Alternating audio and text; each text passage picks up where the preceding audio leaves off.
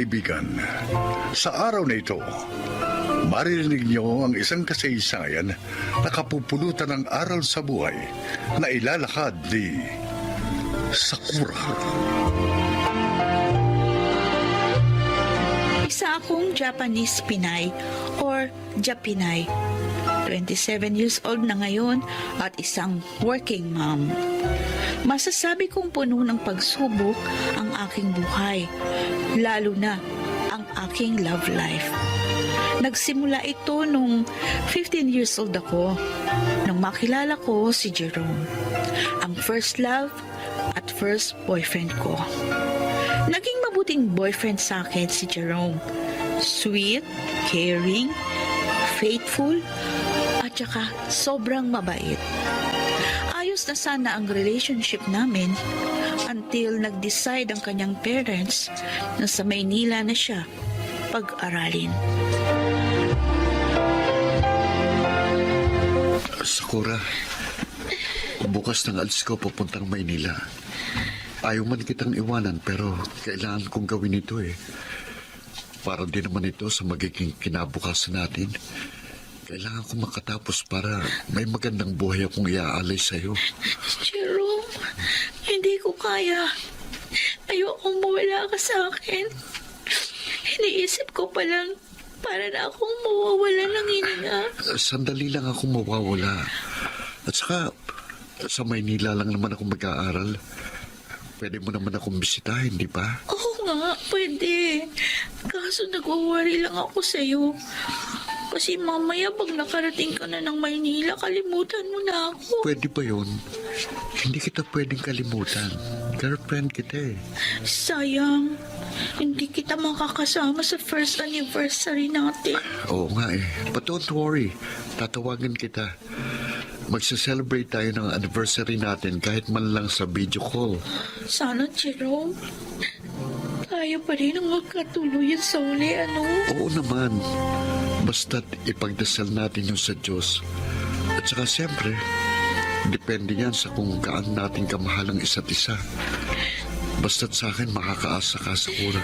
Jerome, Ikaw lang ang una't huling mamahalin ko. I swear.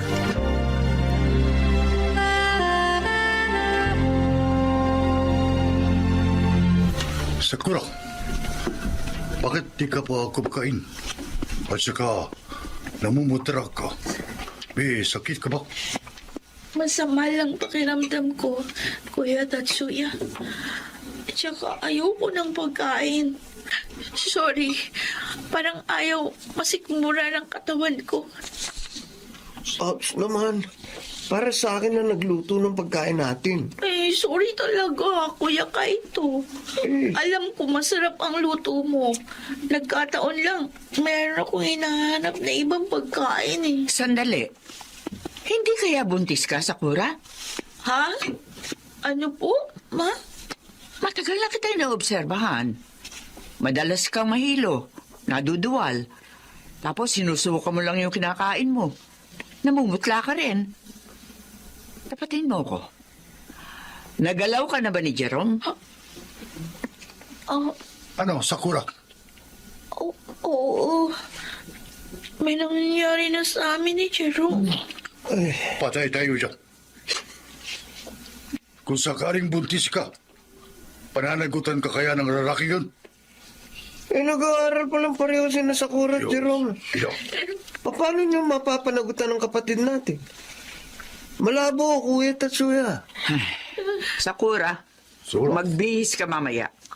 Pupunta tayo sa doktor para ma-check up ka. At masiguro kung buntis ka nga. Sakali mag-positive ka, tatawagan ko ang mga magulang ni Jerome para mapag-usapan ang problemang ito.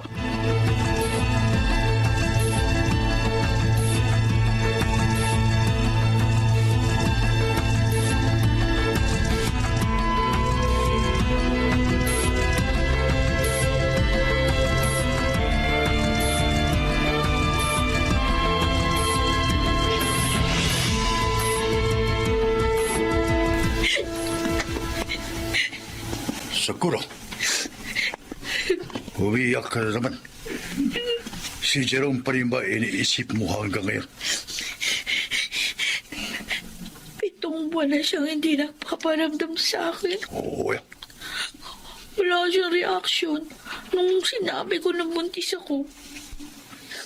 Pati yung parents niya nagpalit na ng number ng phone para hindi matawagan ni Mama. isa lang ibig sabihin, Sakura.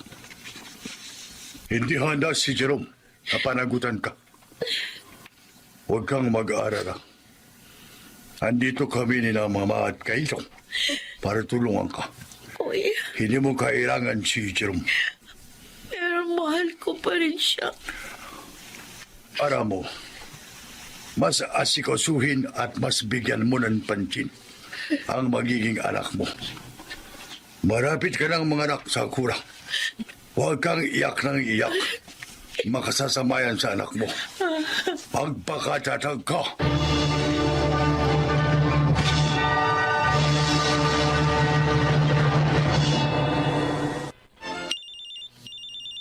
Hello?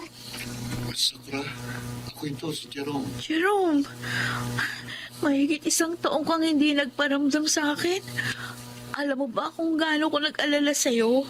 I'm sorry. Bakit hindi ka nagparamdam? Di ka man lang tumawag. Kung natuloy lang sana kami sa Maynila nung nakaraang taon, di sana nagkita tayo dun. Buti na rin at hindi kayo natuloy ng Maynila. Ha? Bakit? Hindi ko na matutupad pa ang pangako ko sa'yo dati. Nakabuntis ako ng ibang babae. Magkakaanak na kami. At saka kailangan ko siyang pakasalan. Nakaplano na yung lahat sa susunod na buwan. Pinaasa mo lang ako sa wala. Pero, sige. Kahit na masakit sa akin, pinalalayan na kita. Hagad ko yung kasiyahan niyo ng magiging asawa mo. Congratulations. Goodbye.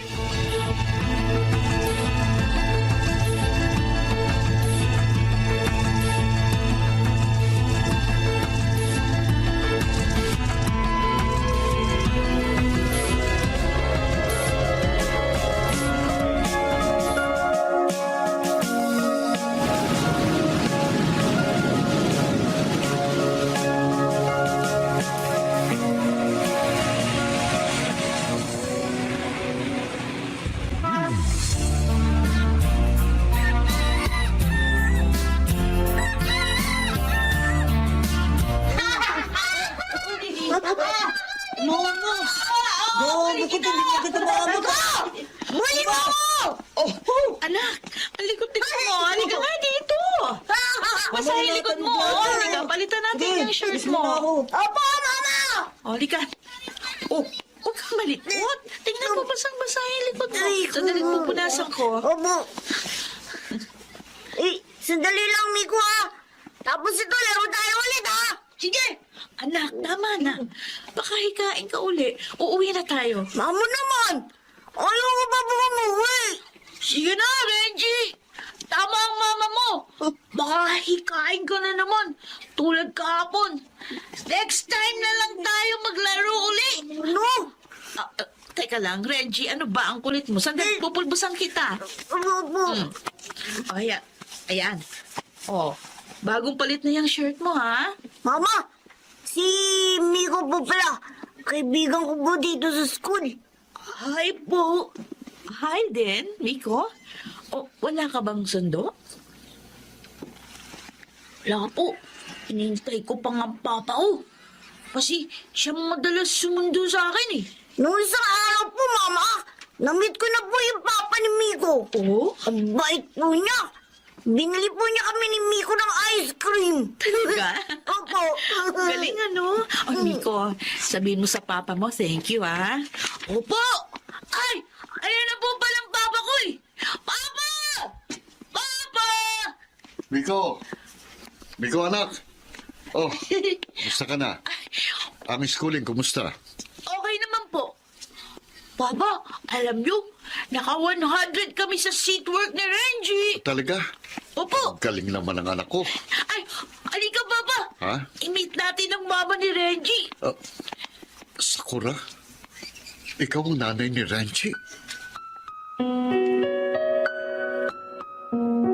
Salamat, Jerome. Hinatid mo pa kami ni Renji sa bahay. Walang anuman. Sakura, kung okay lang sa'yo, may tatanong sana ako eh. Sinong ama ni Renji? Ikaw ang ama ni Renji. Ha? Buntis na ako noon nung iwan mo. Sabi ko na nga ba eh. Unang kita ko palang kay Renchi. May naramdaman kong anak ko siya. Ganon kasing itsura ko nung bata pa ako. Pasensya na kung hindi ko nasabi sa iyo noon ng totoo. Ayoko kasing makagulo pa si Renji sa pamilya mo. Nasabi mo ba kay Renchi ang tungkol sa tunay niyang ama? Naikwento kita sa kanya. Pero hindi pa niya alam kung ano ang itsura mo. Pwede bang kilalanin niya ako bilang ama? Sakura, gusto kong bumawi sa anak natin at huwag kang mag-alala. Regular akong magbibigay ng sustento kay Renchi. Ano naman kayang magiging reaction ng asawa mo kapag nalaman niyang may anak ka sa akin?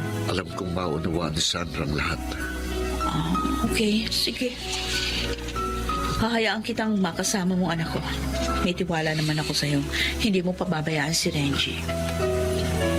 Nasa iyo na rin kung gusto mong bumawi sa mga pagkukulang mo sa kanya bilang ama. Salamat. Pangako, magiging mabuti kong ama kay Renchi.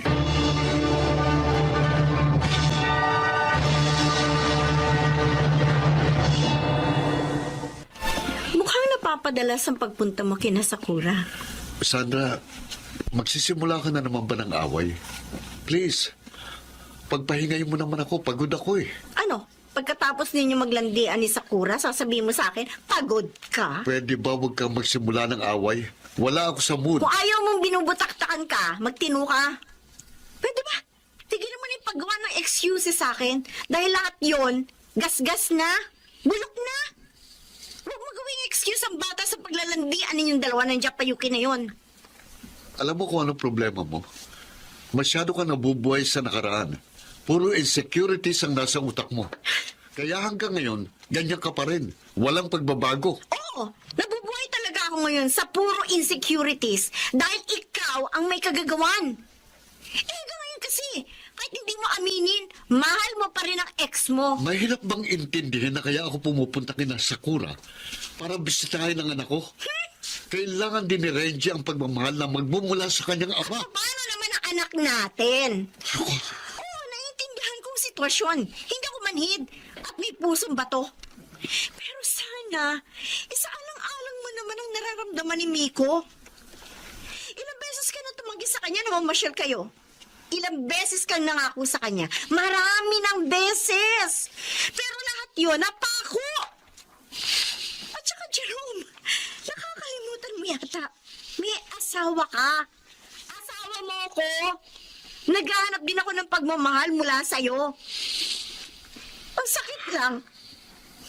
Hindi ko maramdaman yun sa'yo. Simula nung dumating ulit sa buhay natin yan si Sakura. Bakit ba hindi mo ako maunawaan? Sa totoo lang, gulong-gulo na ako sa sitwasyon. Hindi ko na alam kung sinong uunahin ko. Mahal ko kayo ni Miko, Sandra. Pero mahal ko rin si Renji. At saka, matagal ko na kayo nakasama ni Miko. Habang si Renji, ngayon ko lang nakasama. Sana naman hayaan mong makasama kong anak ko. Alam ko yun. Hindi ka naman namin pinagkakait kay Renji. Ang hinihiling lang namin sa iyo ni Miko ay magkaroon ka rin ng oras sa amin. Ilang beses na kami nagparaya. Pinaawa kami kay Renji. Pero wag mo naman kaming sagarin. Jerome, kailangan ka din namin.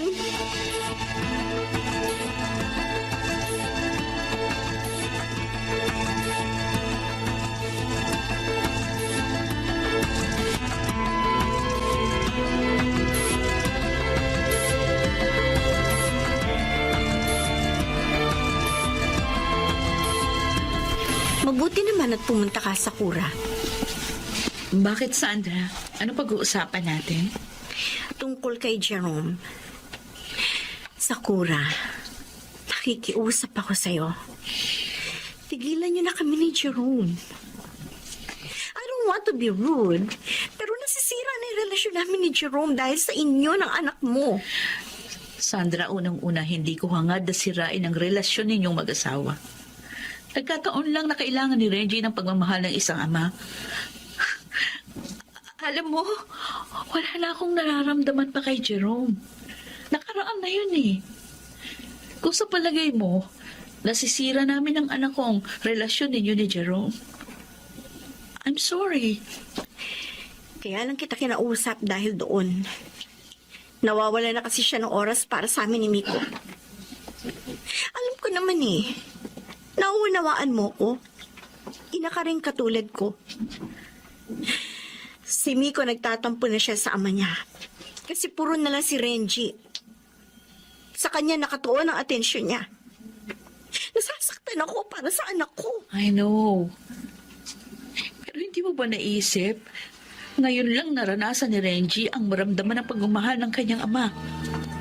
Kayo ni Miko. Matagal niya kayong nakasama. Na-enjoy niyo ang pagmamahal na binibigay sa inyo ni Jerome. Pero si Renji, ngayon lang niya nakasama ang kanyang ama. For 7 years, nangulila siya sa pagmamahal ng isang ama. At ngayon, may sakit ang anak ko. Huwag niyo namang pagkaitan na mahalin siya ni Jerome. Konting panahon lang naman ang hinihingi ng aking anak. Sana, mapagbigyan niyo siya.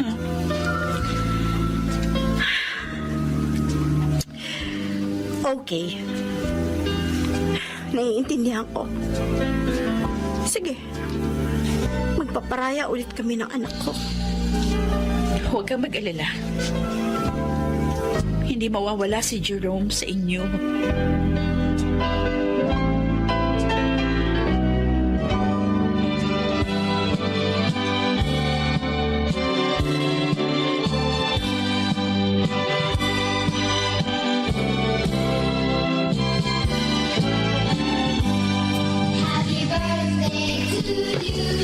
Happy birthday to you.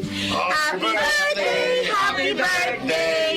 Happy birthday to you. Happy nice birthday, anak. O, etong regalo ko sa'yo. Wow! Thank you po, Mama! Welcome. Kami rin ang mga tito mo, Renji. May regalo din kami sa'yo. Wow! Sana magustuhan mo lahat regalo namin sa'yo, ha?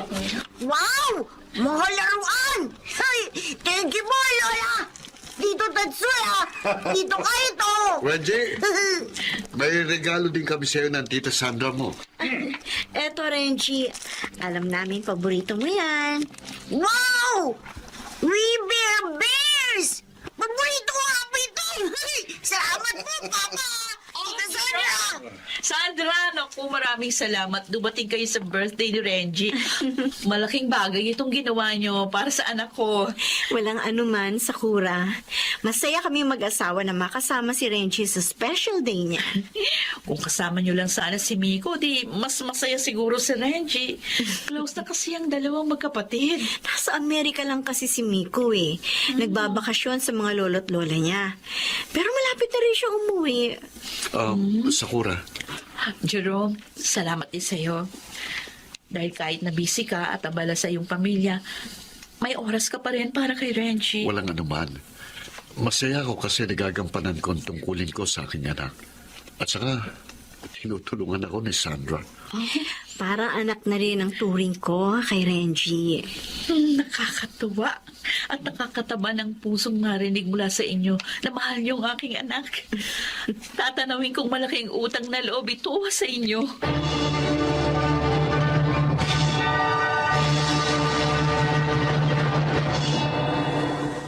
Sa ngayon, 10 taon na si Renji at nag-aaral sa isang private school. Patuloy pa rin sa pagdalaw si Renji sa kanyang ama at masaya naman siyang sinasalubong ni Sandra at Miko. At ito pa, magkumari na kami ni Sandra dahil naging ninang ako sa pangalawang anak nila ni Jerome na Pinangalanan nilang Mark Andrew. Ako naman, may boyfriend na rin. Mart ang kanyang pangalan. Nagtatrabaho siya bilang sales rep at masasabi ko na masaya ako sa kanya. Next year, ikakasal na kami ni Mart. Kaya super excited na ako. Ako si Sakura. Ito ang aking buhay. Bagamat hindi man nagkatuluyan sila Sakura at Jerome, ay masaya pa rin sila sa kani-kanilang buhay. Ganun talaga ang mangyayari na ang bawat partido ay walang insecurities na itinatago at tanggap nila ang bawat isa. Nagawa pa rin magkaisa nila Sakura at Jerome para sa kanilang anak na si Renji. At higit sa lahat, natutong tanggapin ni Sandra ang sitwasyon at natutuhan na rin niyang mahalin si Renji bilang kanyang sariling anak.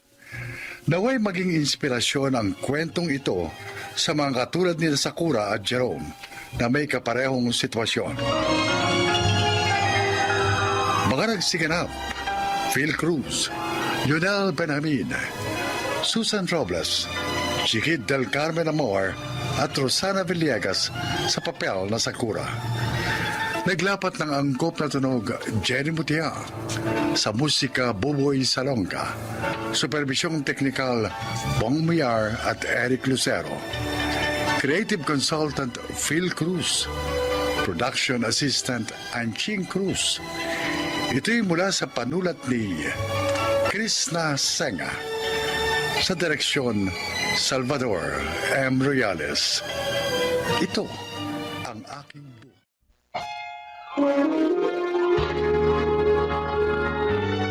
Kauna-unahan sa Pilipinas. Manila Broadcasting Company. DZRH. Member, kapisanan ng mga broadcaster ng Pilipinas.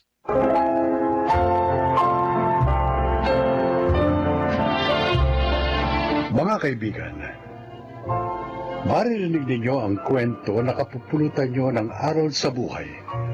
Narito ang kasaysayan ni Lenlen.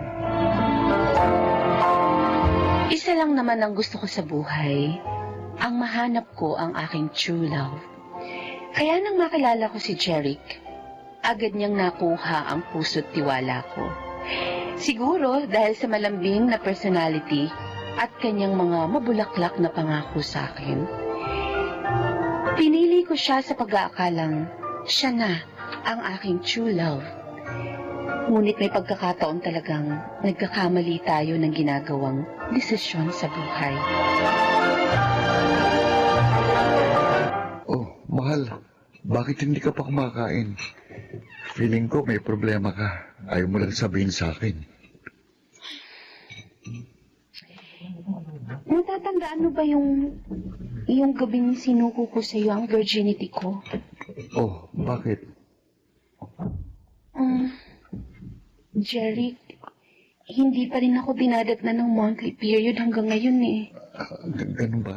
Oo. Pero natatandaan ko ang sabi mo sa akin, hormonal imbalance ka. At normal lang sa'yo na minsan madelay. Hindi, Jeric. Iba eh. Iba ang feeling ko. Palaging masama ang pakiramdam ko tapos minsan naduduwal din ako. Ayoko din kumain ng usual na kinakain ko. Tapos, para ba akong naglilihi? Ha? Buntis yata ako eh.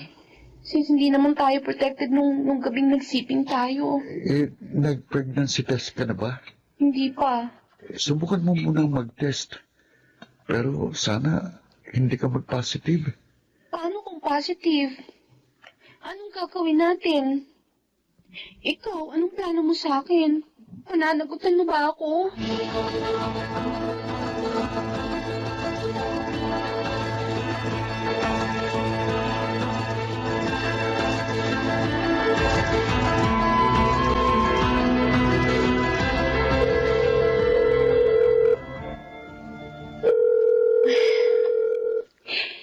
Sana sagutin na ni Jeric tong tawag ko. Sana mali yung hinala kong pinagtataguan niya ako. My God, Jeric. Sobra mo akong pinag-alala. Kanina pa ako text ng text sa'yo tapos nakailang tawag na rin ako. Nag-message pa nga ako sa'yo sa Facebook eh. Hindi ka naman nagre-reply. Bakit ba? Pasensya ka na. Busy lang kasi ako eh. Kahit na ba busy ka, hindi pa rin katwira na hindi ka magpaparamdam sa akin. Ano? Nabasa mo ba yung mga messages ko? Nabuntis ka? Oo, nabasa ko. So ano na? Anong gagawin natin? Anong plano mo? Pananagutan mo ba ako? Hindi ko alam, Helen. Ang totoo niyan, hindi pa ako handa sa ganyang responsibility. Ano? I'm sorry. Hello? Hello, Jeric? Hello? Pinabaan niya ako ng phone. Ito na yung kinatatakutan ko.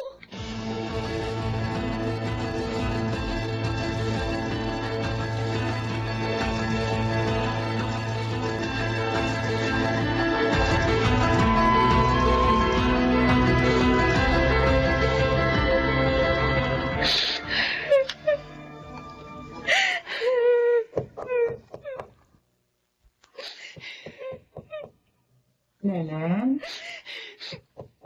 Anak? Pwede ba kitang makausap? Importante lang. Ma?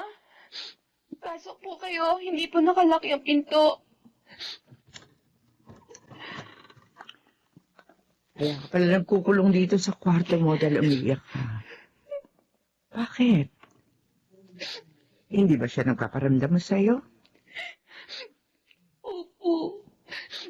Ilang beses ko na po siyang pinakontak sa cellphone at sa Facebook pero wala na po. Hindi na siya nagpaparamdam. Pinuntahan mo na ba siya sa tinutuluyan niya? Pumunta po ako ng isang araw sa boarding house niya. Pero sabi ng landlady niya, umalis na daw dun si Jeric. Hindi na rin po siya pumapasok sa school. Be, ano kaya nangyari sa batang yun? Teka, anak, baka naman ayaw na niya sa'yo. Baka gusto na niya makipag-break sa'yo. Lelan, anak, kung hindi na siya nagpaparamdam sa'yo, isa lang ang ibig sabihin nun, gusto niya ng space. Ngayon, kung makikipag-break siya, wala ka magagawa kundi tanggapin yun. Makakahanap ka pa ng higit pa kay Jeric.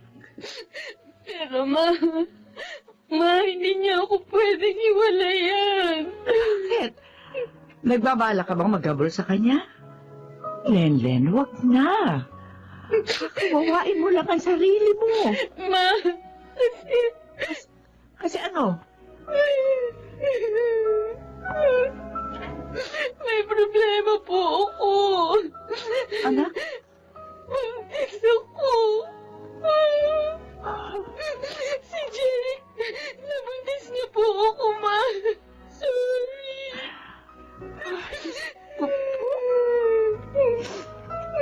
Ilang buwan ka na buntis?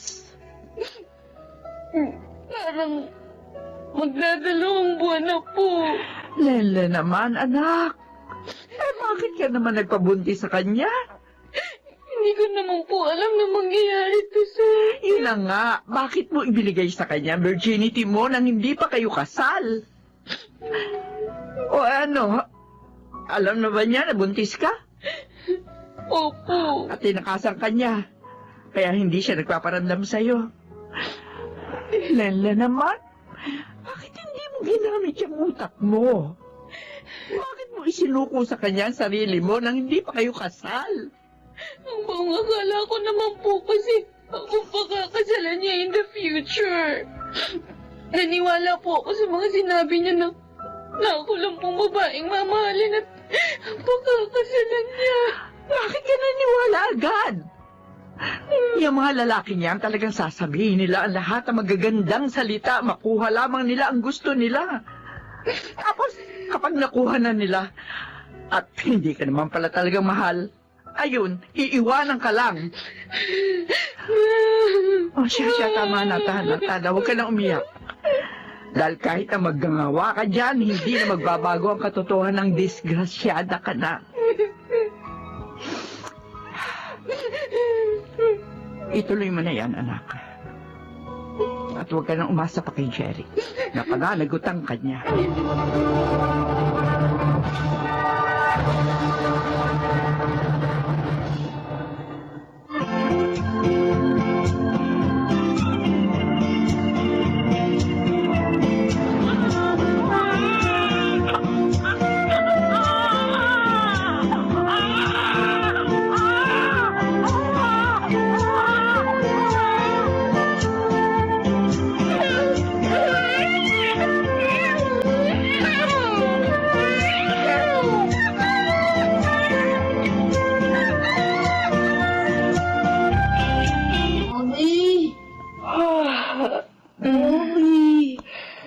Hindi ka pa natutulog. May pasok ka pa bukas sa school, remember? I cannot sleep. Halika nga dito. Tapit ka sa akin.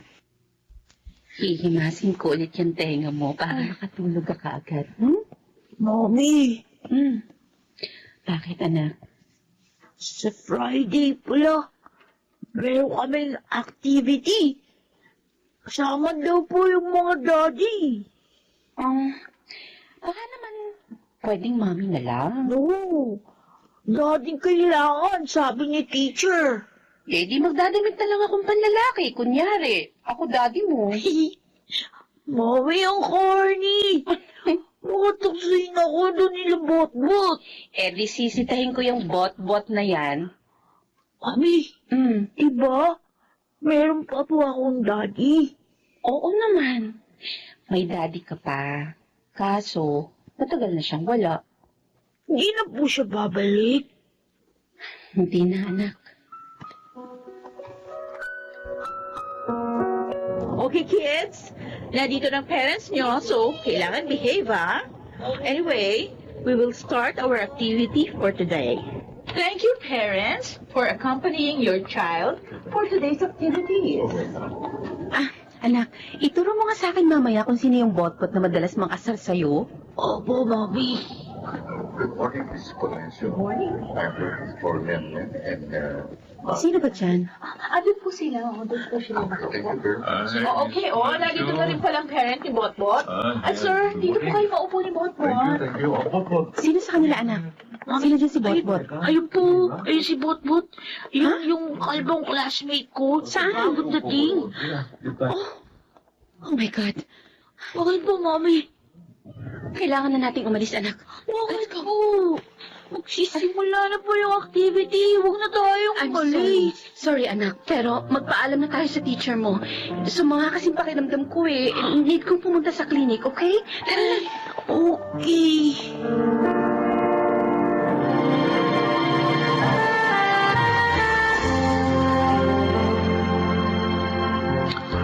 Mami, bakit po tayo nagmamadaling umalis ng school kanina?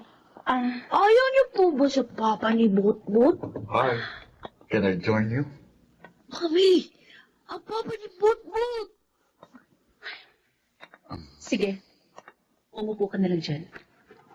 Bakit naman nagmamadali kayong umalis ng mag-ina kanina sa school? Hindi tuloy kayo nakasali sa activity.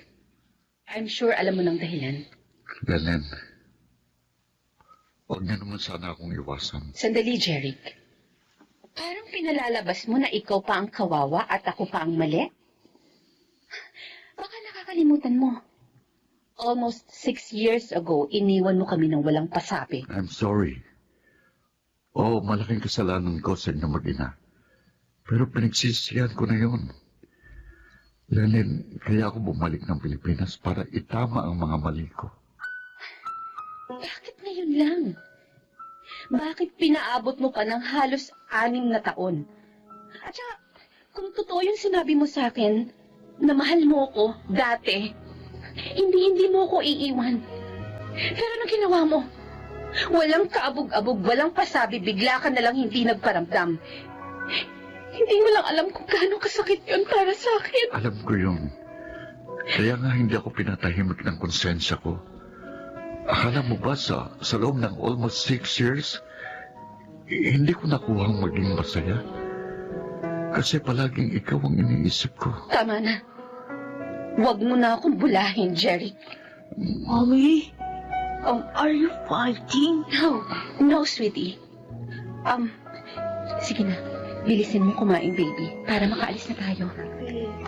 Kailan mo pa sasabihin sa kanya ang totoo, Lenlen? Sasabihin ko sa kanya ang totoo sa tamang panahon.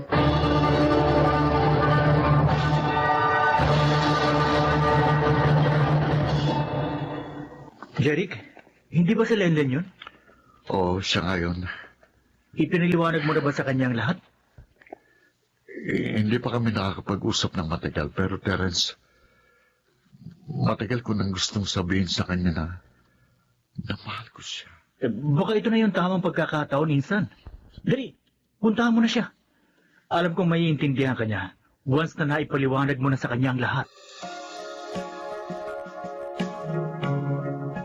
Ano bang pag-uusapan natin, Jeric? Lenlen, please bigyan mo ko ng isa pang pagkakataon. At ipinapangako ko sa inyong dalawa ni Mapis, babawi ako sa inyo. Hindi ko na kayo iiwan. Gusto kong malaman mula sa'yo. Ano bang dahilan mo para gawin niyo sa akin? Sige, aaminin ko sa iyo. Oo, mahal kita.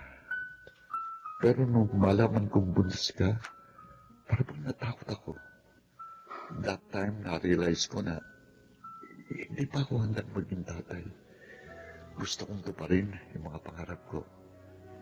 Kaya nag-desisyon ako. Naiwan ka ng walang pasabi. Pero binala ko rin na balikan kayo ng anak natin. Kaso hindi mo ginawa. Dahil natakot ulit ako.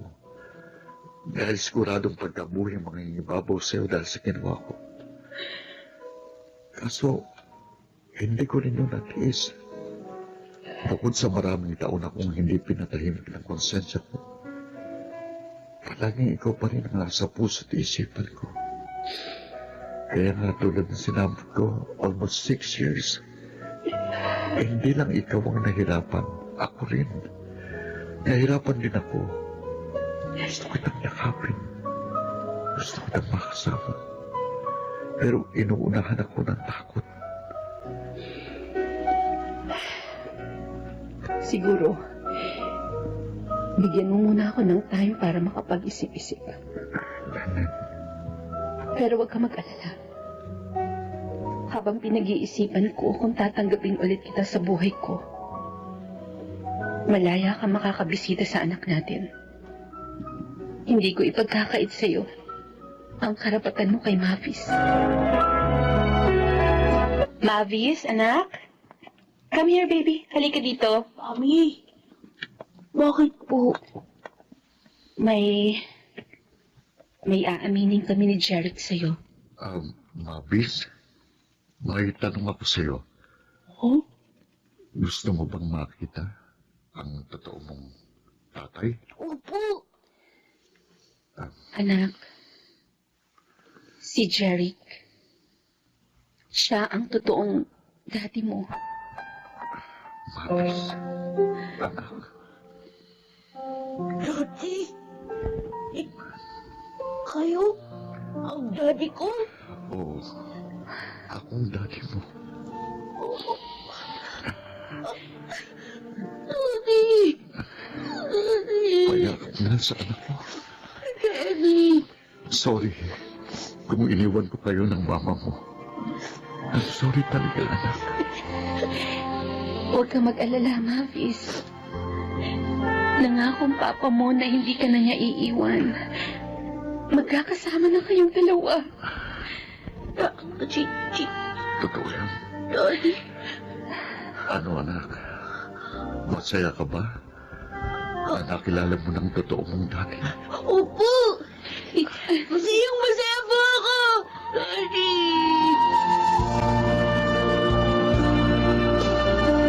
Mabilis ako natanggap ni Mabis. Salamat sa Diyos. At saka salamat din sa iyo, Lenlen. Kasi pinalaki mo ng maayos ang anak natin. Masaya ako para sa anak natin. Alam mo ba, matagal na niyang gusto magkaroon ng ama.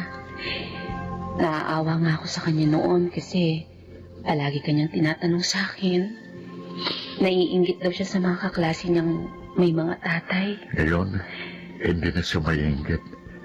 Kasi nandito na ako. Jeric,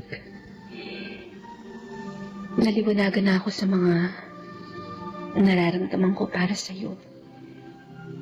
Kaya may desisyon na ako. Kung ganun, anong desisyon mo? Bago ko sabihin ang desisyon ko, gusto kong malaman mula sa'yo. Pakakasalan mo ba ako? Oo. Pangako ko yun sa'yo, di ba? Tutuparin ko ang pangako yun. Bukod sa kapag pinakasalan mo na ako, magagamit na ni Mavis ang apelyido mo. Kaya hindi na siya tutuksoin pa ng mga classmates niya. So, ikaw, anong desisyon mo? Yes. Oo, Jeric. Tinatanggap na ulit kita sa buhay ko.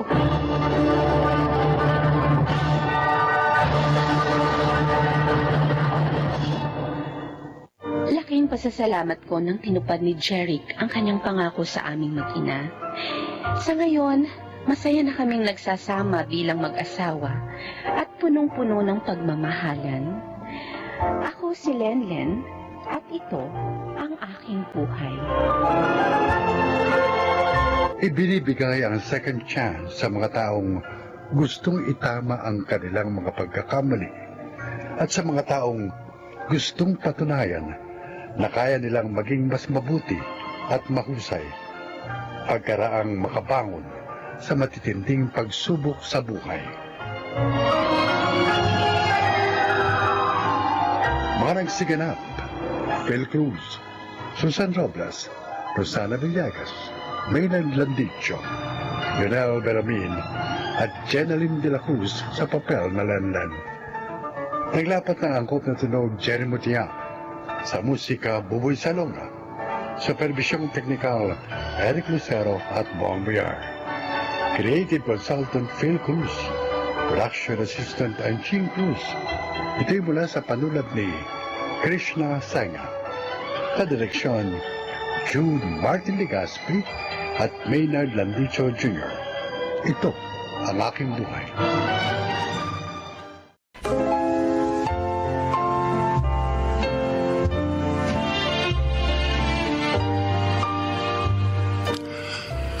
Mga kaibigan, sa araw na ito ay isa na namang nilikha ang magbabahagi sa atin ng kwento ng kanyang buhay. Siya ay si Menchi.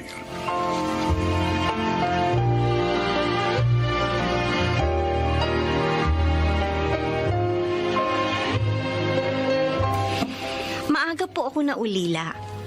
At dahil wala namang naabot na mataas na pinag-aralan, kasambahay po ang aking naging trabaho. Pakinggan po ninyo ang aking buhay.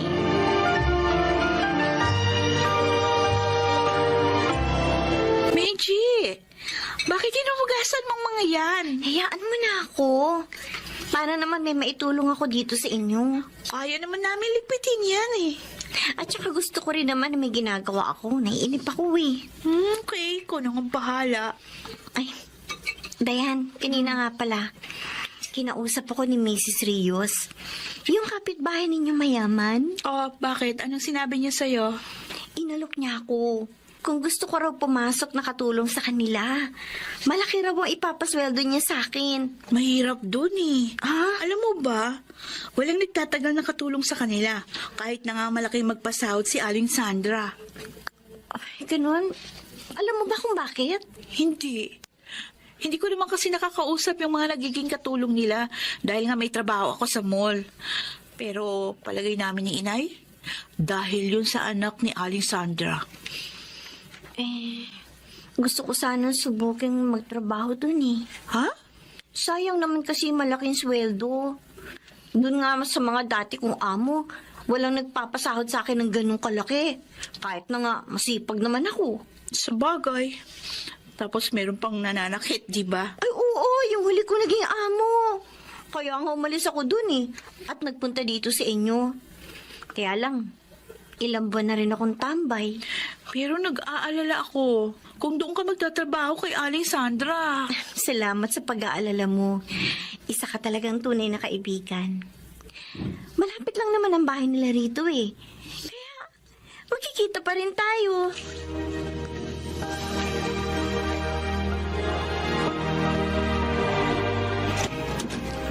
Ito magiging silid mo, Menchi. Maayos ito. Kaya ang gusto ko, panatilihin mong malinis. Pati ang kama, iingatan mo.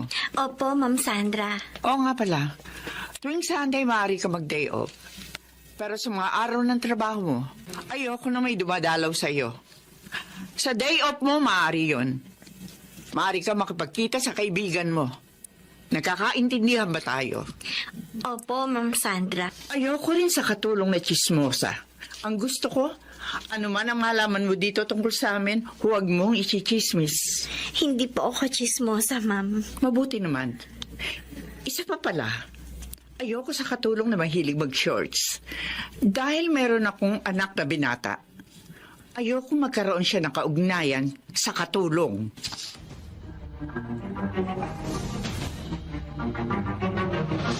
Boring na dito sa amin, Sunny. Doon na lang tayo sa inyo tumira. Hindi pwede. Nandun si Ermat. May kontrabida. Alam mo, kinabogs na lang tayo, mabuti pa. Ay, oo, tama. Wala nga pala doon ang Ermat at Erpat niya. Tawagan mo na siya. Sabihin mo, pupunta tayo. Eh, kailan tayo sa inyo? Sasabihin ko sa inyo pag wala si Ermat. Ipapakita ko tuloy sa inyo ang bago naming Maichi. Napalit na pala ang dating yung katulong, ha? Oo. At mas maganda pa sa kanya ang pumalit. Good. Siguro naman sa isang yun, hindi na tayo mabubulilyaso. Mami, may lakad ako. Pahinga akong pera. Na naman? Sani naman. Kailan ka ba magbabago? Sisirain lang ng shabu yung utak mo. Ang dami mo namang daldal. Mami mo ko, kaya nagmamalasakit ako sa iyo. Hindi ko kailangan ng malasakit mo. Ano? Magbibigay ka ba ng pera o kukunin ko ang mga alahas mo? Diyos ko. Ano bang pagkukulang ko sa anak ko? Bakit ba siya nagkaganon? Ayoko masira ang buhay niya. Pero anong gagawin ko para matulungan siya? Ma'am Sandra. Tama na po. Huwag na po kayong umiyak. Menchi, Nakita ko po ang buong pangyayari. Naawa po ako sa inyo. Kaya nung makaalis po si Sir Sunny, nilapitan ko na kayo. mahal na mahal ko ang anak ko. At ayoko mapahamak siya, Menchi. Ma'am, huwag po kayong magagalit ha. Pero, ano po kaya kung ipagamot niyo po siya uli? Pero nagbanta siya sa akin. Kapag daw dinala ko siya sa rehab, tataka siya. At hindi ko na siya makikita pa. Aalis po kayo, Mang Hector? Oo, Menchi. Titingnan ko lang ang pamilya ko. Ilang araw na kasing may sakit ang misis ko eh. Nagpaalam na po ba kayo kay Ma'am? Oo, at pinayagan na niya ako. Babalik din naman ako agad. Menchi, Po. mag-iingat ka rito ha. Hanggat maaari, iwasan mong lumapit kay Sunny. Kinakabahan naman po ako sa mga sinasabi ninyo, Mang Hindi, Hector. mahirap na eh. Baka mapagtripan ka niya. Nakuha mo na ang pera ko. Ano pa bang gusto mo? Tumahimik ka, ha? Gusto kong maglaro. At ikaw ang paglalaroan ko. Sana'y kung ano man ang iniisip mo, pakiusap, huwag mong ituloy. Mami mo ko, anak. Umiga ka. Mami mo ko. Higa, sabi! Wag. Matakot ka sa Diyos. Ngayon nakatawag na ako sa police station. Pupuntahan ko na si Ma'am Sandra. Baka kung ano nang ginawa sa kanya ng kanyang anak. Pag nagkataon, ipapalo ko sa kanya itong dala kong pamalo. Ay, Diyos ko. Tulungan mo po kami. Narito na ako sa tapat ng kwarto ni Ma'am. Bigla akong bubuksan itong pinto ng ganito. Bitiyan mo si Ma'am Sandra! tumahimik ka! Tama ka sa mami mo! Ay, magandang dumating! Halika, halika! Lumapit ka! Pare ko naman ang maging kabalik niya! Pinalalapit niya ako. Bahala na. Talagang lalapit ako. Benji. O, ikaw, tanda! Alis dyan! Ito pa! Benji. Tahan na po, ma'am. Hinuli na po ng mga pulis si Sir Sunny. Akala ko mapagsasamantalahan at mapapatayin ako ng sarili kong anak. Salamat na lamang dumating ka at nakatawag ng pulis.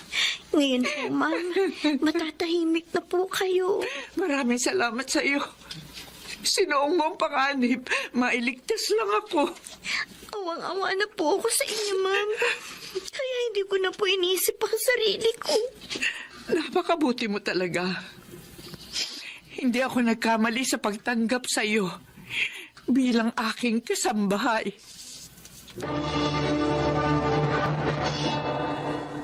Mula noon, naging mabait na sa akin si Ma'am Sandra. Pinag-aral din niya ako at kinuhang katulong sa kanyang negosyo. Sana po ay inyong kinapulutan ng aral ang aking inilahad. Ako po, si Menchi, dating katulong, at ito ang aking buhay. Mga nagsiganap: Chiquit del Carmen Amor, Rosana Villegas, Susan Robles, Angelo Alcantara, Leonel Benjamin at Phil Cruz. Naglapat ng angkop na tunog Jerry Mutia. Sa musika ni Buboy Salonga. Supervisyong teknikal Eric Lucero at Bong Muyara. Ito'y mula sa panulat ni Telma Corporal Alcantara. Creative Consultant Phil Cruz. Katulong sa produksyon Anching Cruz. Sa direksyon ni Salvador M. Royanes. Ito ang aking buhay.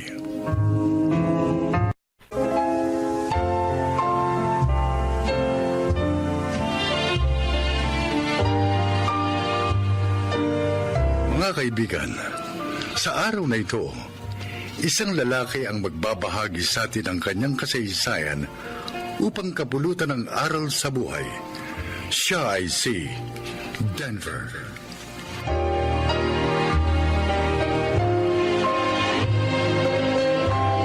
Years na akong professor.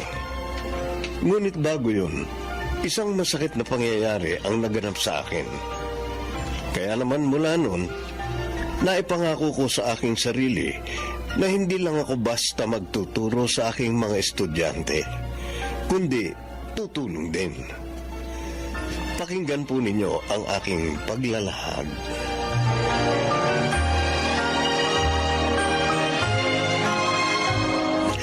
Birthday ko ngayon, Randy. Kaya kita inilibre dito sa kantin. Swerte ko po talaga, sir. Sa dami po ng estudyante nyo, ako po ang napili nyong ilibre. Right. Kaya wag mo sayangin ang swerte mo. Gusto ko na yan, Oh, kaya na. Thanks, sir. Pwede na. Bakit nga pala wala kang assignment sa subject ko kanina? Po? Kuwan, sir. Sorry po. Hindi ko po kasi nagawa. Nakalimutan ko po. Talaga? O baka naman nakipag-date ka. Kaya ka walang assignment. Sabihin mo na. Parang namang hindi ako dumaan sa ganyan Makulit po kasi si Arlene eh. Gustong mamasyal kami kahit wala akong pera. Kaya pinagbigyan ko na po. Di siya ang gumastos. Yes, sir. Wala po akong pang-date eh. Ikaw hindi baling makipag-date ka. Pero dapat gumawa ka pa rin ng assignment mo. Sayang naman ang baon mo at time dito sa university kung wala kang gagawin. At ayoko ring masayang ang laway ko sa pagtuturo lang. Gets mo? Yes, sir. And thanks po sa pagiging understanding niyo. Anong thanks? May kapalit yun, uy. Sir? Marami akong dalang gamit mamaya. tulungan mo akong iuwi mga yon. Huwag kang mag-alala. Pakakainin uli kita. Okay, sir. Yun lang po pala eh.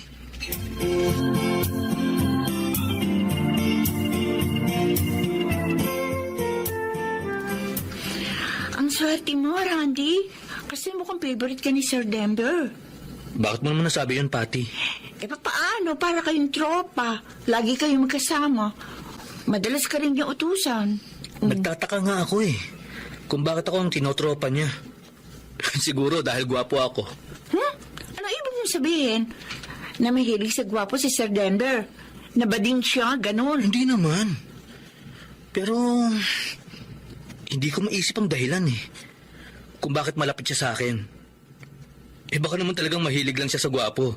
Dahil pangit siya. Sus! Ito naman kung makapangit, wagas. Totoo naman, di ba? Pero mabait si Sir kahit pangit siya.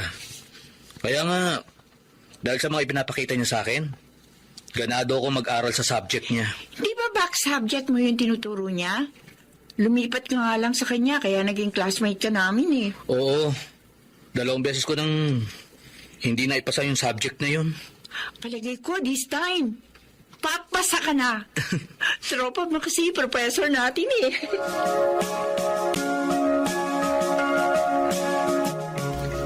Denver, alam mo na ba usap-usapan ng mga estudyante natin? Anong usap-usapan, Norma? Favorite student po raw si Randy. Sa bagay, napapansin ko nga, madalas mo siyang kasama. Bakit mo nga ba naging paboritong taong yun? Hindi naman siya matalino. Puro nga, pakikipag-girlfriend ang iniintindi nun eh. Kaya kahit 20 years old na, first year college pa rin. Norman, hindi naman porke gano'n ang estudyante natin. Hindi na maaaring magbago. Ibig sabihin, tinutulungan mo siyang magbago. Oo. Kaya ako nakikipagkaibigan sa kanya. Gano'n naman dapat ang gawin natin, di ba? Yung hindi lang basta turuan ng mga estudyante ng subject natin, kundi akayin sila sa tamang landas ng buhay. Oo nga, pero mas matrabaho yan. Pero dito ako mas nakadarama ng fulfillment. Kapag naaakay ko sa tama ang mga estudyante ko. Nagtataka ako sa'yo, bakit nga ba ganyan ka sa mga estudyante mo?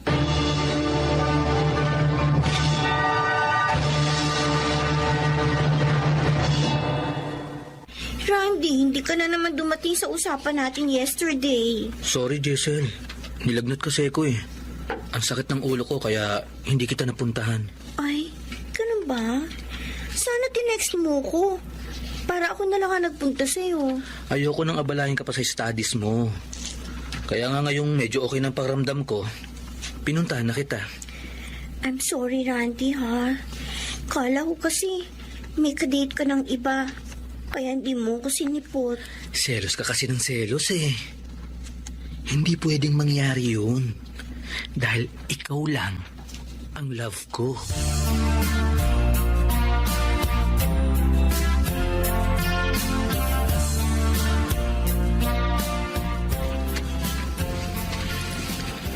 Buksan mo na. Di ako magugustuhan mo yan. Nakakahiya naman sa'yo, Arlene. Ikaw na lang ang laging may gift sa akin. Ganito talaga ako. Pag love ko yung tao. Sige na. Open mo na yung gift ko sa'yo. Okay. Wow! Ang gandang cellphone nito. Thanks, Arlene. Gumastos ka pa ng malaki. Happy Monthsary. Ha? Ay, oo nga pala. Mansari nga pala natin. Happy Mansari, babe. Kawa. Nakalimutan mo. Pasensya na. Marami kasi akong assignment sa university. Kaya nakalimutan ko. Oh, ano? Di ba tayo mamamasyal? Ha? Mamamasyal? Kaya lang... Huwag ka mag-alala. Akong bahala sa gastos.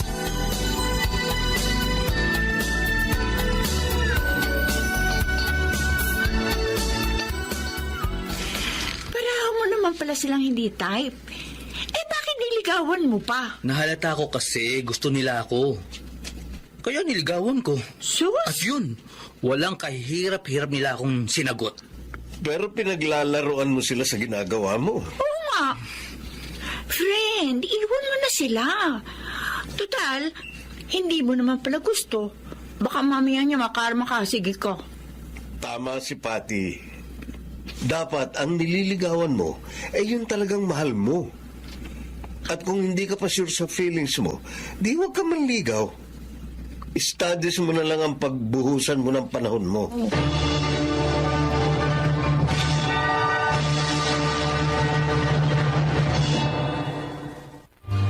Napakasaya ko nung oras na yon. Napakagaan ng aking kalooban. Dahil sa isang kaluluwa ang naituwid ko ng landas. Sana po'y kinapulutan ninyo ng aral ang aking kasaysayan. Ako si Denver, isang professor. At ito ang aking buhay.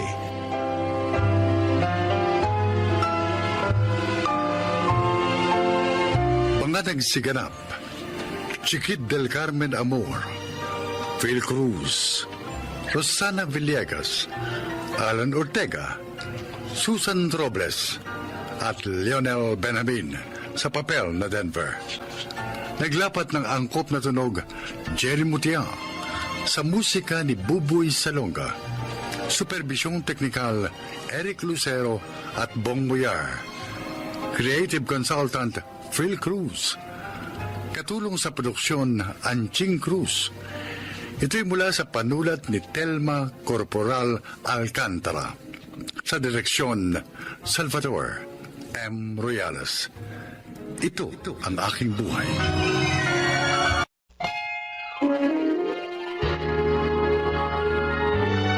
Kauna-unahan sa Pilipinas. Manila Broadcasting Company. DZRH, member, kapisanan ng mga broadcaster ng Pilipinas.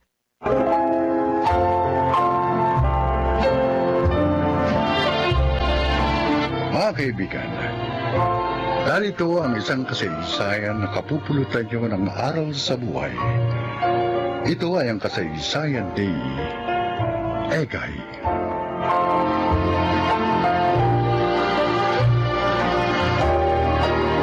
May minahal akong babae, si Abby. Ipinigay ko sa kanyang lahat. Ginawa ko siyang mundo ko. Ngunit hindi yung naging sapat para manatili siya sa akin. The next thing I know, ikakasal na siya sa ibang lalaki. Ladies and gentlemen, may I present to you the newlywed, Mr. and Mrs. Jed and Abby de la Serna. Grabe! Officially Mrs. De La Serna ng kapatid ko. Kay tagal niyang hinintay to, Egay. Oo nga eh. Ayan, pinipirmahan na nila yung marriage certificate. Ay, talagang wala nang makakapaghiwalay sa kanilang dalawa. Hey! Egay! Smile ka naman dyan. Huwag kang malungkot. Sa bagay, naiintindihan kita. Alam ko mahal mo pa rin si Abby hanggang ngayon. Ikaw naman talaga ang una niyang minahal eh. Kung hindi lang dumating si Jed, malamang ikaw ang nasa harapan ng altar kasama niya. Pero, ganun talaga ang buhay. Move on ka na lang. Masaya na si Abby sa piling ni Jed. Kaya dapat, maging masaya na rin tayo para sa kanya.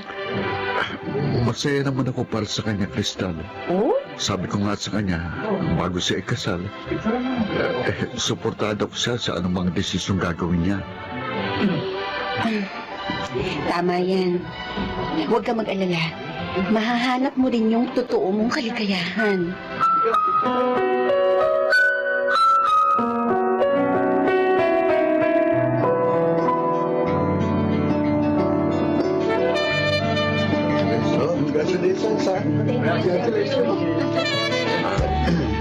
Abby, Jed, si Egay. Egay, akala ko hindi ka makaka-attend sa kasal namin. Pwede ba namang hindi? Kaibigan kita. Ayoko mawala sa espesyal na araw mo. Salamat. Oh, okay ka lang lang ba, Egay? Ha? Ayos lang ako, pare. So, saan ang honeymoon niyo? Sa Europe, ilibuti namin ang ilang bansa tulad ng Austria, Hungary, Bulgaria, saka Greece. Wow, iba na talagang mayaman. Gusto ko lang naman kasing bigyan ng memorable honeymoon ng asawa ko. Kaya pinaghandaan ko talaga ito. Excited na ako, Jed. First time ko makakapunta sa Europe. Ay, siya nga pala, mahal ko.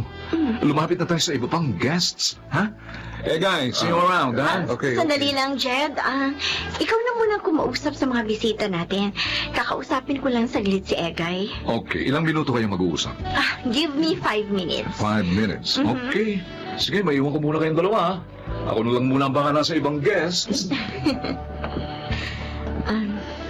Egay, I'm sorry. Sorry for what? I know, nasasaktan ka pa rin sa nangyari. Please, Abby.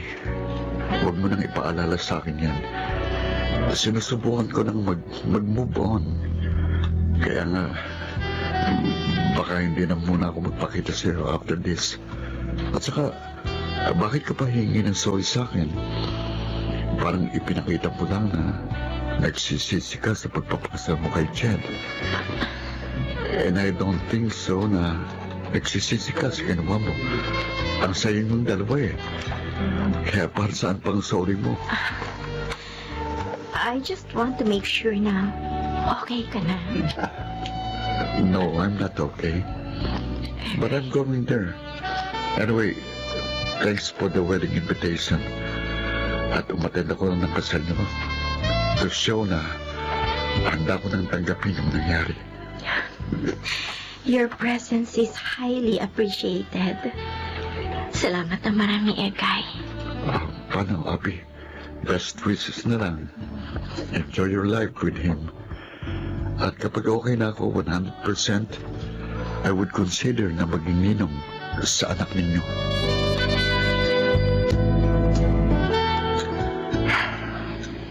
Sure ka na ba talaga sa desisyon mo? Matagal ko na gusto bumalik sa Amerika para makasama ko ulit ang mga parents ko. At saka, para tuluyan na rin akong makamove on sa nangyari sa akin. Alam mo, Egay, maganda yung desisyon mo. Sana bumalik na ulit sa dating buhay mo. Salamat, Crystal, sa palaging pagtulong mo sa akin. Dahil sa'yo kaya medyo bumaba ang emotional stress ko dahil sa nangyari sa amin ng kapatid mo. Ano ka ba? Wala yun. Masaya ako't nakatulong ako sa'yo. At saka, ginagawa ko to para parang paghingi na rin ng tawad sa ginawa sa'yo ni Abby. Alam ko naman na minahal mo siya. Si Abby lang tong walang satisfaction. Hindi ko na sinisisi si Abby sa nangyari sa relasyon namin. Siguro, this is God's will. At saka, hindi talaga siguro kami magkapalad. Kaya ganun ang nangyari sa amin. Pero kasal ng kapatid mo at masaya na siya sa buhay niya. Kaya wala nang rason para hindi ko siya i-let go sa puso ko.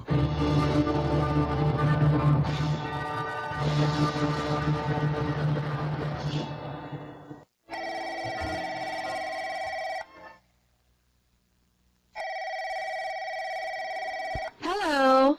Crystal, Yes? Ako nga. Sino to? do you still remember me? Does Edgar Manansala still ring a bell? Oh, Egay! Grabe, hindi kita nabosesan, ha? Pasensya ka na. Wait!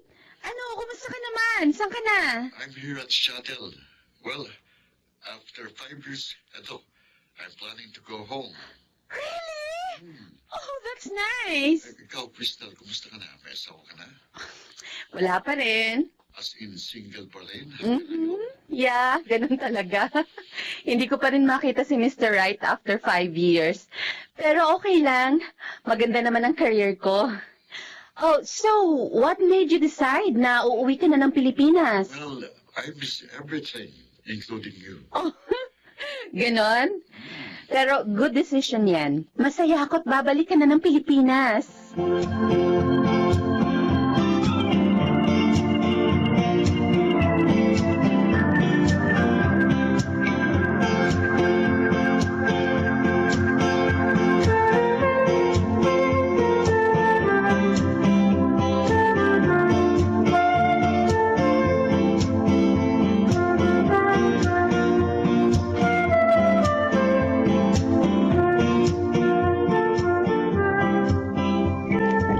Abi, Oh, Ekay!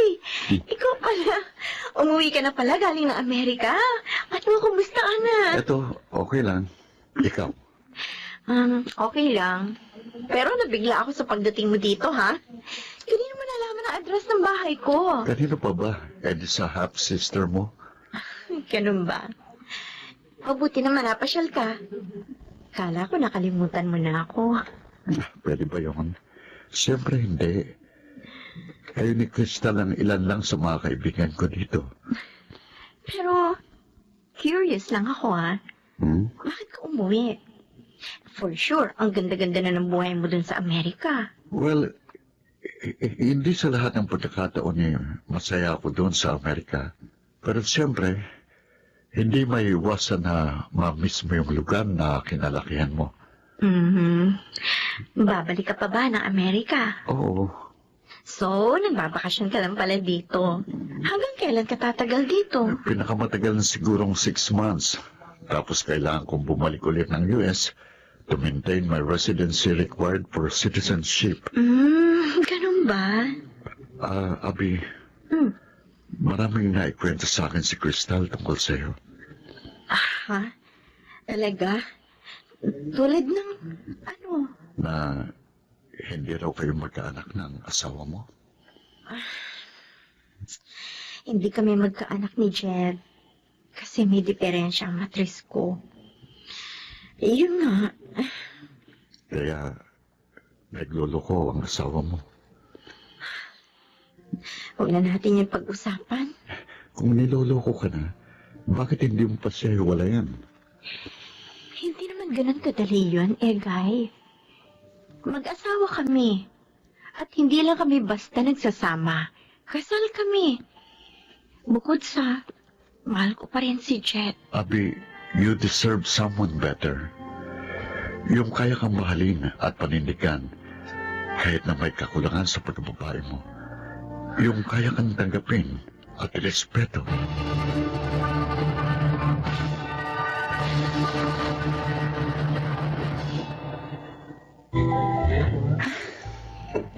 This is the happiest day of my life, Egay. Thank you for loving me. Ako ang dapat magpasalamat sa iyo, Crystal. Kasi finally, sinagot mo na ako. Well, naisip ko, bakit ko pa patatagalin? Kitang-kita ko naman na mahal mo talaga ako. At saka, mabuti na rin yung sinagot na kita. At least, akin ka na. Hindi ka na maaagaw pa sa akin ng iba. I promise, hindi mo pagsisisihan ang naging boyfriend mo ko. Crystal! Oh, Egay! Abby! Come, join us! Ano palang ginagawa mo dito? Ay, may imimit lang akong client dito sa resto. Okay na ni Egay. Anong balita sa inyong dalawa? Well, magandang balita. Boyfriend ko na si Egay. Ha? Excuse me. Mag-CCR lang ako. Are you okay, Abby? Medyo sumama lang ang pakiramdam ko.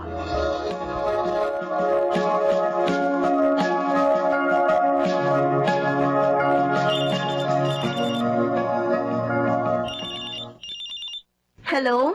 Abi, Egay? kamusta ka na? Okay na bang pakiramdam mo? Oo. Mabuti na ang lagay ko. Pero, nalulungkot ako kasi mag-isa ako dito sa bahay. Ganun ba? Hintayin mo ko. Pupuntahan kita dyan. Hindi, wag na. May istorbo ka lang. At saka baka may bonding moments kayo na girlfriend mo. Nandito lang ako sa bahay. Day off ko kasi ngayon sa work. Si Crystal naman, mamaya pang uwi nun. Ano? Pupuntahan kita dyan, ha? Hintayin mo ko. Sige, Egay. Ikaw ang bahala.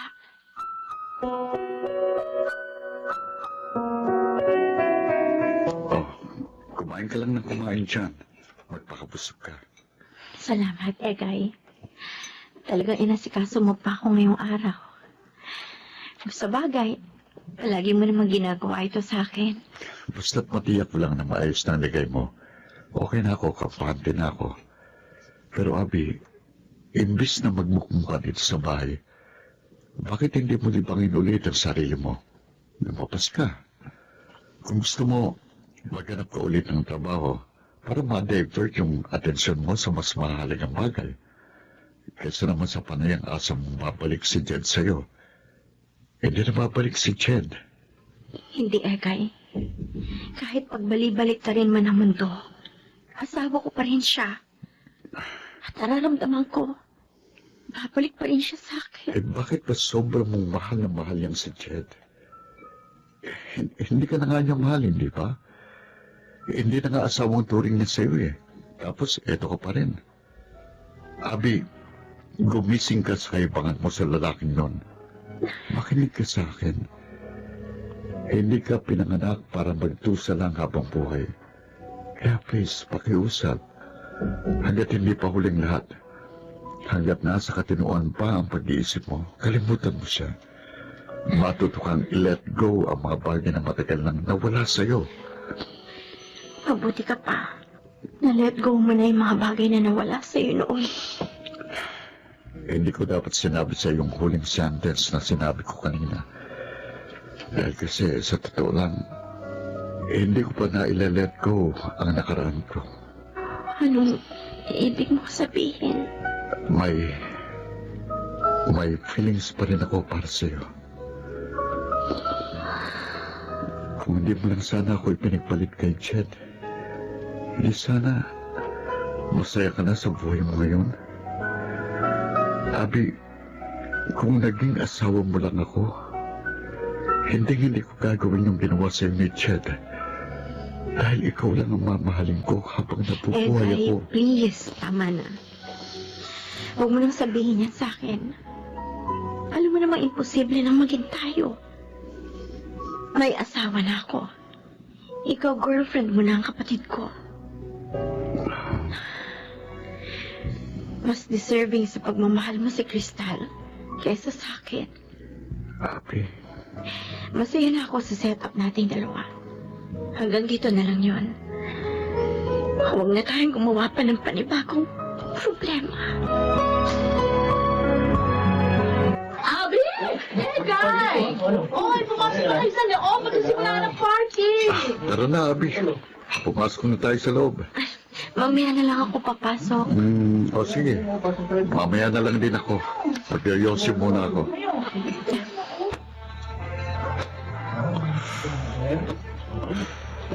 Siya nga pala. Nabalitaan kong balak niyo magpa-civil wedding sa susunod na linggo bago kayo bumalik ng Amerika sa June. Oo, para maisama ko na si Crystal at doon na kami manilahan. Magpapakasal ulit kami pagdating namin ng shuttle. Buti pa kayo. Masaya na. Ang totoo niyan, hindi buo ang kasiyahan ko. Kasi nararamdaman ko, mahal pa rin kita. Dapat siguro lumayo na ako ng tuluyan sa'yo. Kasi ayoko maranasan ng kapatid ko yung naranasan ko. Egay, ayokong lokohin mo si Crystal. Mahal na mahal ka niya. Kaya pakiusap. Panahon na siguro para kalimutan na natin ang lahat ng nag-uugnay sa ating dalawa. Sinubukan kong kalimutan ka. Pero bakit ganon? Hindi ko magawa. Nandito pa kasi ako. Kaya hindi mo magawa. Don't worry. Pagdating nyo ng US, magiging maayos na ang lahat. Please, Egay. Promise me. Mamahalin mo si Crystal. Higit pa sa pagmamahal na binigay mo sa akin noon. Promise me also na maging kailanman hindi mo siya lulukohin at sasaktan. Please, Egay. Promise me. Sige. Ipinapangako ko sa'yo. Gagawin kong lahat ng mga hiling mo. Salamat. Ipagdarasal ko na sana maging masaya ang pamilyang mabubuo ninyo.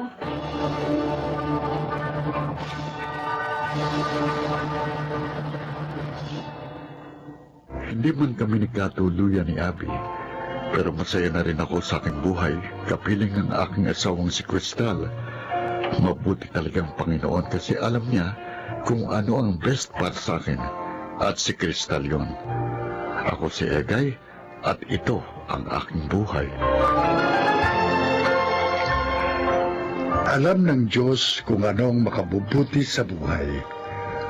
Kung may mawala man, isipin mo na lang na sa tamang panahon, ibibigay niya ang tamang taong magmamahal, magpapahalaga, at susuporta habang buhay. Mga nagsiganap, Chiquit del Carmen Amor, John Legaspi, Jeneline de la Cruz, Lionel Benamin, Rosana Villegas, at Phil Cruz sa papel na Egay. Naglapat ng angkop na tunog Jerry Mutiang, sa musika Buboy Salonga, supervisyong teknikal Eric Lucero at Bong Villar, creative consultant Phil Cruz, production assistant Archie Cruz.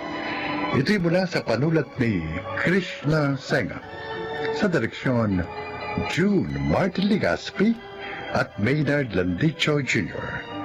Ito ang aking buhay.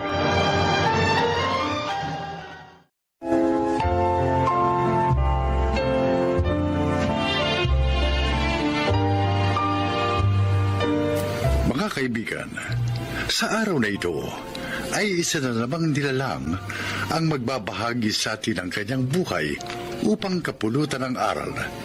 Siya po ay si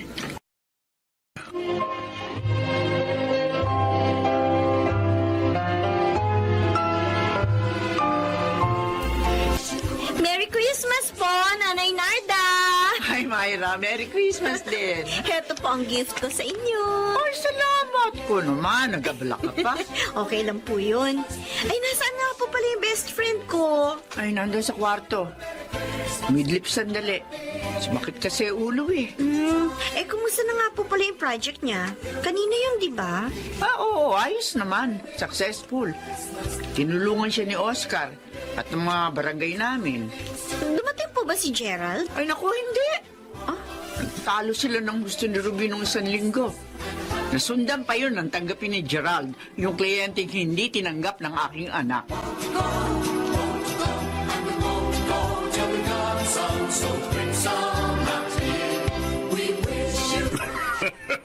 Napakalaking halaga pala ng ibinahid sa'yo ng taong yun, anak. Yes, Dad. Para palang nagtampo sa bigas ang nobya mo sa hindi pagtanggap sa kanya. Ay, nako. Matigas ang ulo niya. Bas pinahahalagahan niya ang kanyang prinsipyo, Dad. Walang mararating ang ganong klase ng tao, anak. Mabuti pa tapusin mo na ang inyong relasyon. Daddy? Dahil hindi naman kayo compatible. Makasisira lang siya sa tagumpay mo. Kaya makipag-break ka na sa kanya at paalisin mo na rin siya sa ating law office.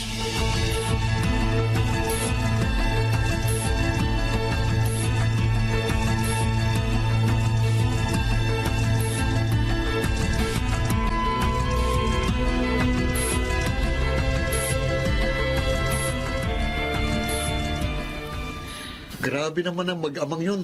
Ang sama ng ugali. Ko nga rin akalaing gagawin nila yun sa akin. Paano ngayon yan? Saan ka papasok, anak? Kinausap ko na po si Myra, Nay.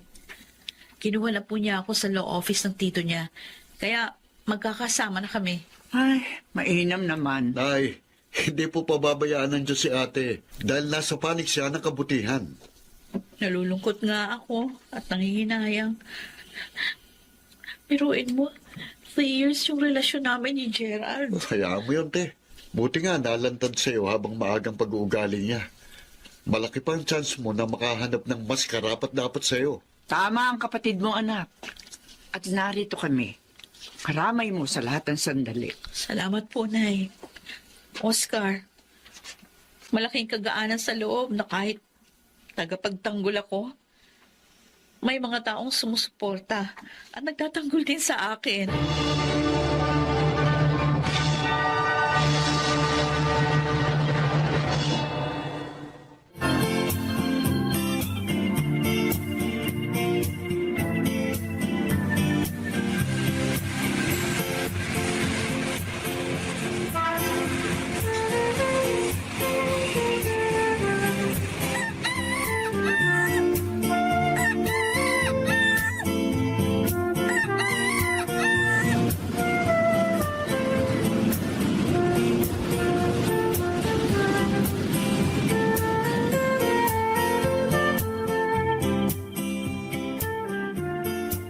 Congratulations, Attorney Ruby!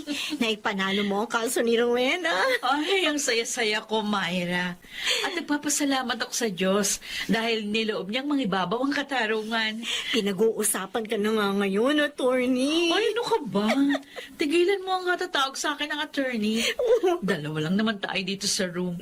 At hindi naman yan ang lagi mong tawag sa akin. Naku, napaka-humble talaga ng best friend ko. Eh, teka. Bakit naman nasabi mong pinag-uusapan ako? Dahil natalo mo si Ronald Millones. Maging ang dati mo boyfriend. Kalimutan na nga natin ang taong yon. Tara, halika. Lilibre kita ng lunch. Ay, sandali. Lila, may tatanong lang ako. Ano ba? Ano na naman yun? Teka lang. Ano? May feelings ka pa ba kay Gerald? Mahal mo pa ba siya?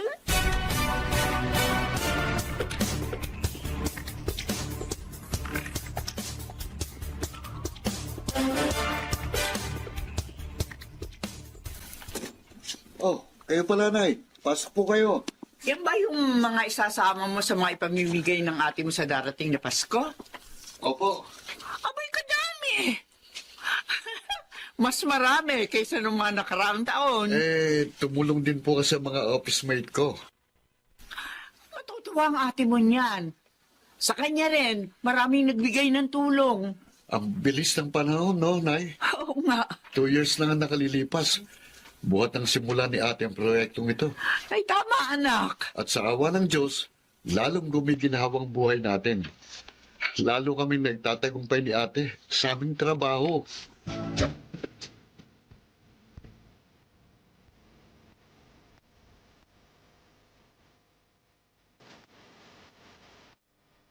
Attorney Gerald! Oh, it's been a long time. Bakit narito ka sa law office namin? Gusto ko sana makausap si Ruby, Myra. She's not here. Inaasikaso ang gift giving niya for December 24th. Patuloy pa pala yun? Of course.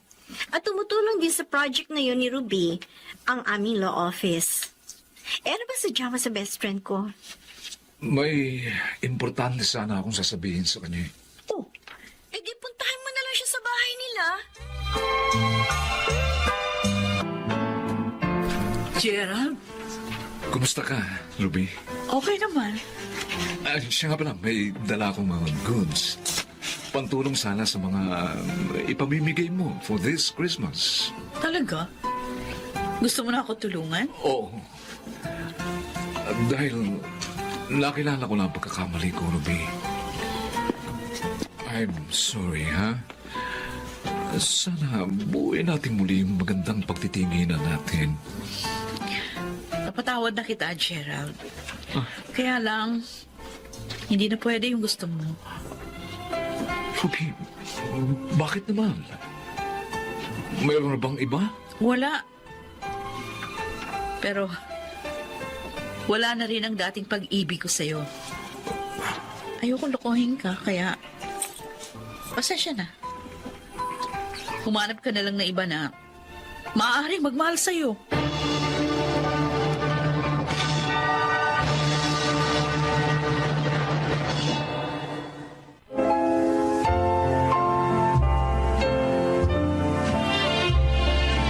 Kahit wala pa rin akong boyfriend hanggang ngayon, masaya ako dahil nagagampanan ko ng tapat ang aking propesyon. Ako po si Ruby, bumabati sa inyo ng maligayang Pasko at masaganang bagong taon. At ito po ang aking buhay. Hindi hahayaan ng Diyos sa kalungkutan ang may mabuting kalooban, lalo na sa panahon ng Kapaskuhan. Mga nagsiganap, Susan Robles, Phil Cruz, June Martin Legaspi, Chiquit del Carmen Amor, Janelle Benamin, at Rosana Villegas sa papel na Ruby. Naglapat ng angkop na tunog, Jerry Mutia. Sa musika, Buboy Salonga. Supervisyong teknikal, Bong Muyar at Eric Lucero. Creative Consultant, Phil Cruz. Production Assistant, Anching Cruz. Ito'y mula sa panulat ni Thelma Corporal Alcantara. Sa direksyon, Salvador M. Royales. Ito ang aking buhay.